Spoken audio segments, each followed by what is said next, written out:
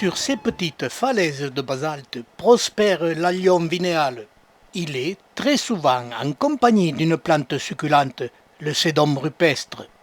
Pour résister aux sécheresses, l'allium vinéal développe un petit bulbe, enterré plus ou moins profond dans l'humus des petites corniches, formé par les superpositions de roches basaltiques. Au printemps, sur ces petites corniches, il doit très souvent partager ce peu d'humus avec des graminées ou autres végétaux, mousses ou lichens. Avec les chaleurs de l'été, sur ces roches surchauffées par le soleil, les graminées souffrent. C'est cette période très chaude que l'allium, grâce à sa réserve de sucre, a choisi de développer sa tige florale. Celle-ci surmontée d'un groupe de bulbiles entre lesquels se développent quelques boutons de fleurs, qui sont peu nombreux, mais pour résister à la sécheresse, survivre et prospérer, elle a adopté cette adaptation hors norme. Même les fleurs, peu nombreuses, sortent de l'ordinaire. Là, les fruits en formation et le pistil. Sur cette fleur, on ne voit pas les étamines. Les tiges, supportant les poches de pollen, sont accolées aux pétales. Ces poches se détachent soit par le vent, soit par les insectes pour aller féconder le pistil.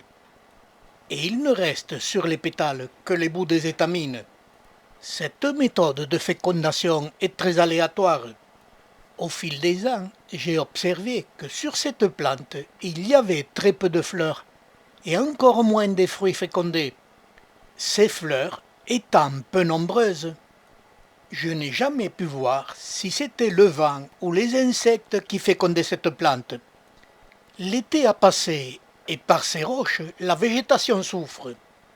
L'allium continue son développement des bulbiles et la formation des fruits, qui ont mûri au début de l'automne. Les fruits mûrs, j'ai récolté une tige florale. Chaque tige florale donne entre 10 et 20 bulbiles, et chaque fruit donne 3 à 4 graines, petites et noires, que l'on voit sur la droite de l'image.